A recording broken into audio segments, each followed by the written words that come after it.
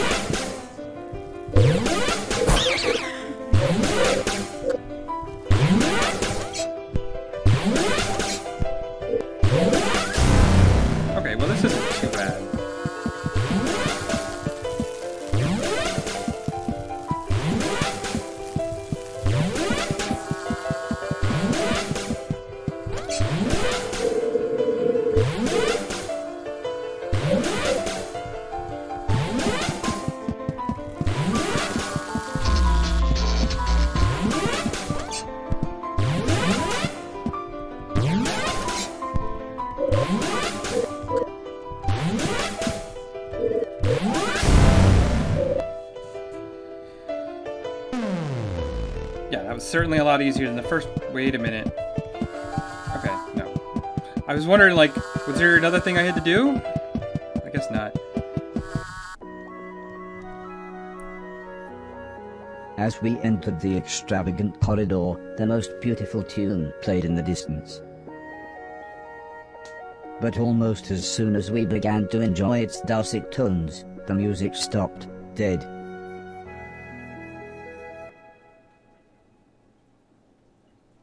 That's not ominous at all. Okay. Grab as much as I can.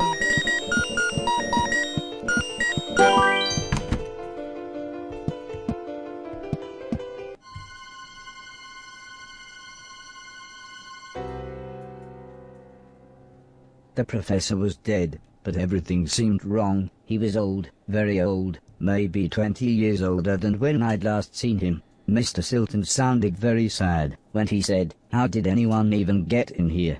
I don't know what to do now. I suppose we'll head back to the train station." Oh, Solomon. Right, Solomon was the old man. What the hell? Okay. It was hard to believe the professor was gone. Although he was always suspicious of me, I was sad to think I'd never see him again.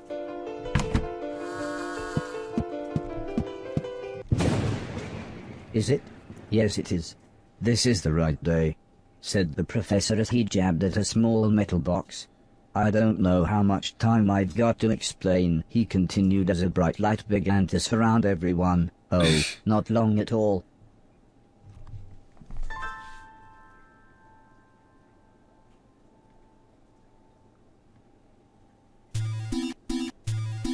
What the fuck is going on?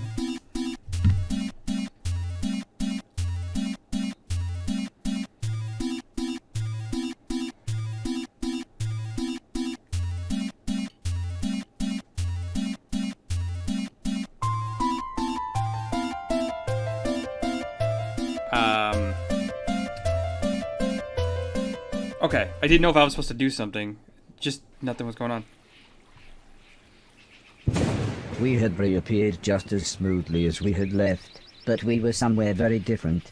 Mr. Preston and Mr. Logan were speechless, but the professor just continued studying his box. Looking back, I suppose I was rather stupid, as I ended up chasing a beautiful butterfly. I was lost, but soon I realized I wasn't as alone as I thought. Uh-oh. Okay, well, I gotta go. I couldn't believe we had time traveled, but there was no time to sightsee. Now, this was clearly worth something.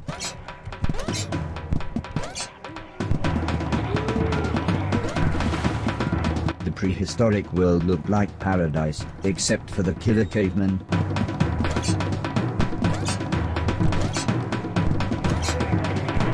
Oh, come on. What the fuck? Oh, shit. Nope. Oh, no, it puts you all the way back at the beginning? That sucks.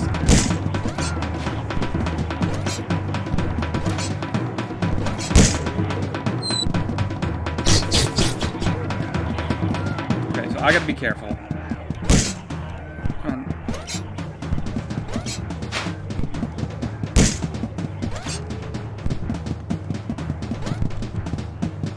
Just keep moving. No, what? I thought I cleared that. That's bullshit.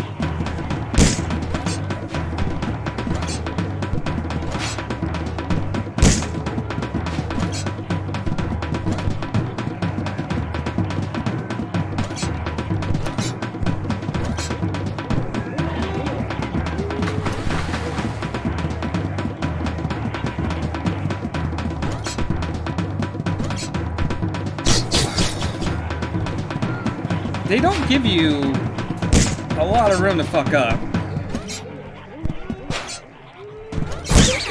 Ow, I can do better than that. What was I doing? They are right on my tail. Okay. Okay, that was fucking weird. I couldn't move. Alright. Just take my time.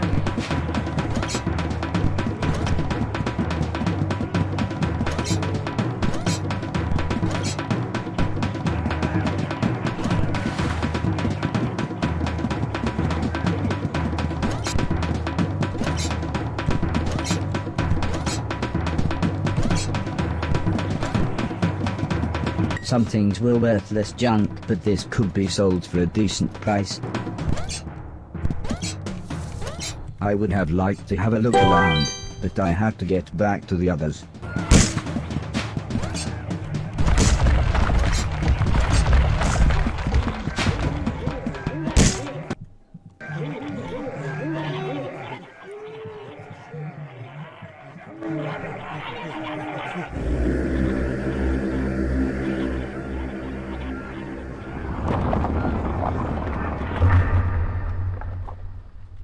After literally 10 minutes of Mr. Preston and Mr. Logan saying, "Whoa," and "dude," the professor began to explain, "Time travel, if I can find the correct point in time, then I should be able to, well, make things better." "I suppose it's like we're in that excellent movie," chuckled Mr. Logan. "Back to the Future?" replied Mr. Preston. "No, that excellent movie. Back to the Future 2? Time Bandits? Time Cop? Terminator? Groundhog Day? Groundhog Day? Groundhog Day." Really? The box let out a loud bleep as the professor gave it a heavy thump. "This damn thing's so dependent on the maths used to calculate where the Earth is at any one point in time and space, that it's almost random where we'll end up, or even how long the time window will stay open. That last one was the shortest I've had yet." Although obviously apprehensive of our situation, I think Mr. Preston and Mr. Logan were too excited to really pay attention. But they were far less excited when I asked what his longest stay was, and the professor replied, "About 15 years.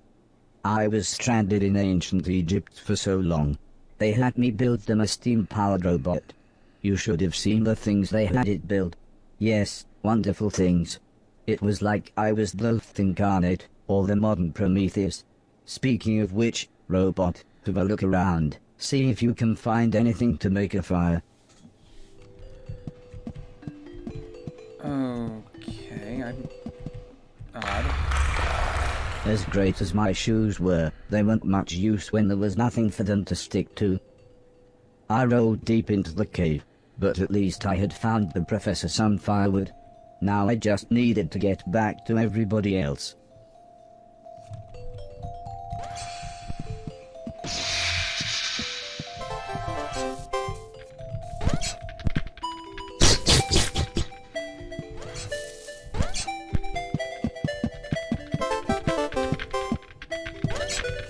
Ah, great! Spiders! I fucking love spiders.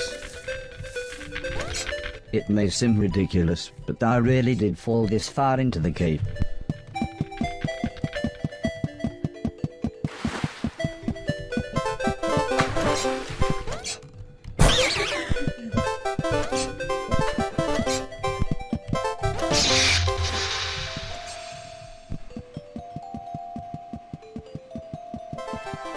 Things started to look familiar.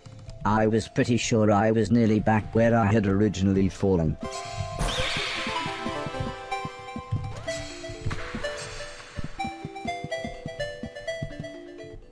Everybody warmed themselves by the fire. In the orangey glow, the cave even looked a little homely. Mr. Logan was much more comfortable now that he could see his surroundings, but Mr. Preston kept saying, "We're in bloody dinosaur times." The professor laughed. He pointed out that there was 65 million years between dinosaurs and the emergence of man. But that just made Mr. Preston panic about possible dinosaur ghosts. I got the feeling Mr. Logan had heard this kind of talk before, as he sighed when he said, "Oh, I suppose you believe in ghosts as well now, do you?" "Well, yeah," said Mr. Preston. "Barry's missus says this bloke who works with her uncle reckons his brother saw one. Fact." And with that, he began to tell the most amazing story I had ever heard. He explained how there was a man traveling through the Black Wall Tunnel who saw a young motorcyclist stood by a smashed-up motorbike. The man stopped, so the motorcyclist told him an address, but when he got in the back of the car, he fell silent, clearly in shock. "This isn't a ghost story," interrupted Mr. Logan. "This is called giving someone a lift." Mr. Preston was annoyed. Mr. Logan's stupid joke had ruined his train of thought. The brother of a bloke who works with Mrs. Silton's uncle gave a young motorcyclist a lift after a crash outside the Black Wall Tunnel. I said, just happy to be part of the conversation. "Yeah, that's it," said Mr. Preston as he explained that when the man arrived at the address, the motorcyclist had vanished. He said the man, not knowing what else to do, knocked on the door of the house. Soon an old lady answered, and when the man asked her if she had a son, she burst out crying and sobbed. "I did have, but he died 10 years ago today, just outside the Black Wall Tunnel." I couldn't believe my audio sensors. This was concrete proof of the afterlife. I mean, Mr. Logan did point out that the story was from a children's TV show called Grange Hill, but you can't argue with the facts. Soon, the professor had finished inputting whatever data his box needed. "Robot," he said, "we need to be outside for my computations to be truly accurate. Find us an exit from this platonic allegory." The cave. Find us a way out. Okay, so now I gotta guide those guys out, and I...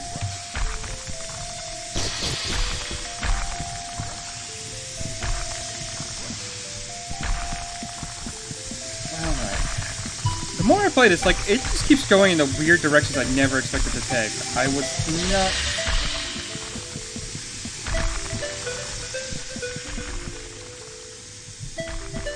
Can I jump across here? Yeah, I should just have just enough room. Oh, god damn it, I didn't see the spider.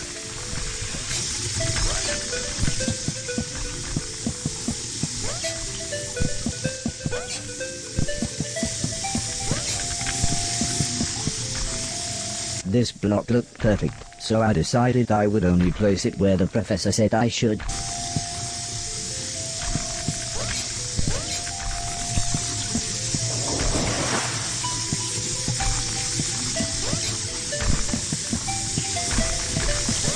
Okay, that's one down.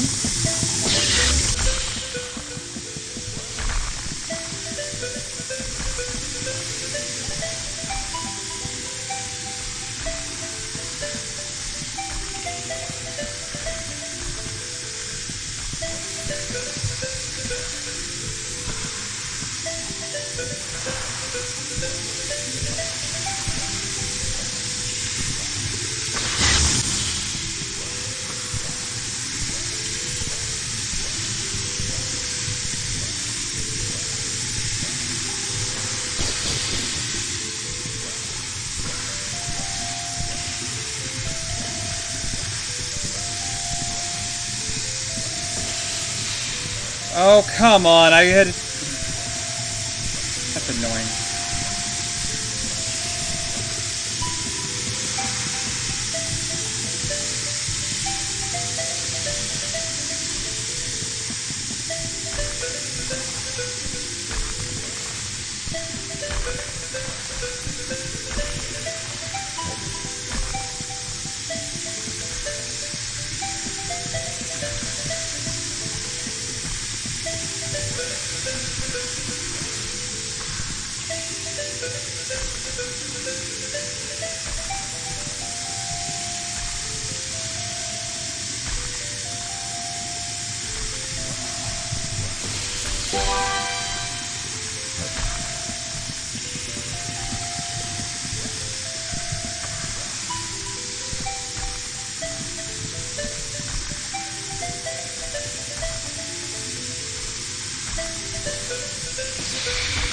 Wait, is there even enough?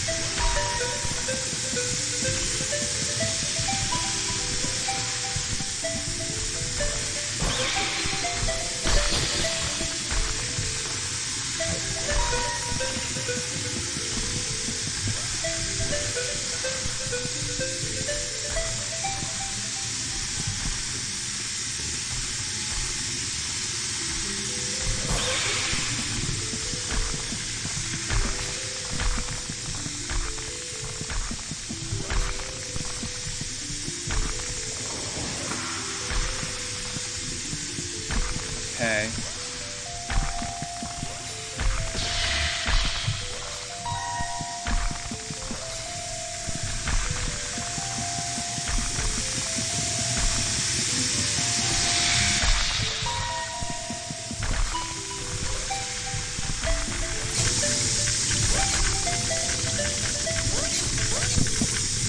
Oh, fuck you.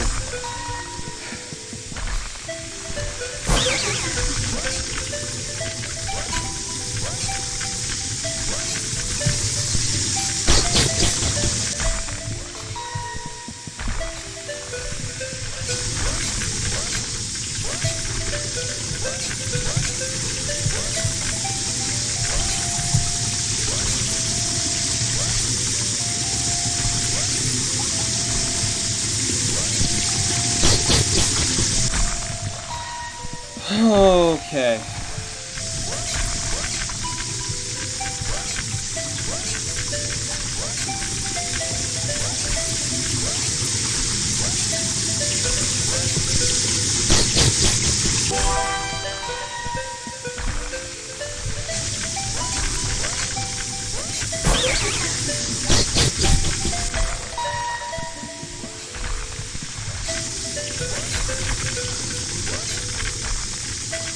Wait, why am I able to carry two ships?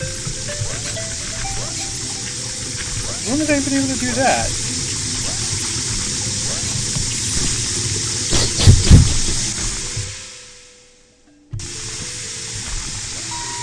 Wait.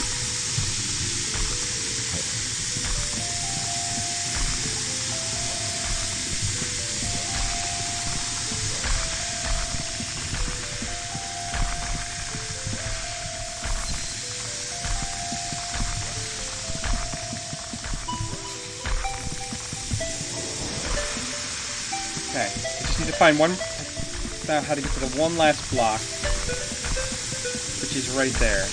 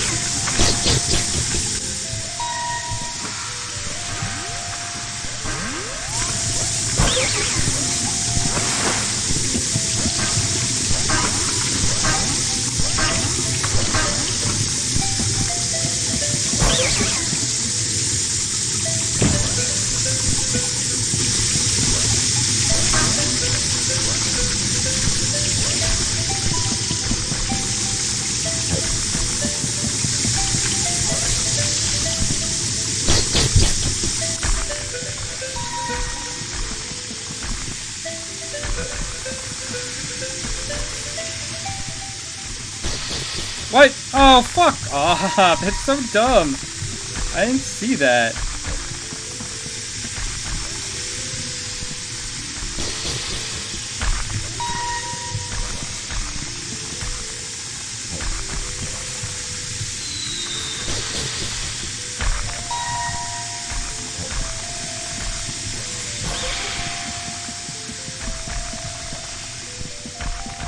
Okay.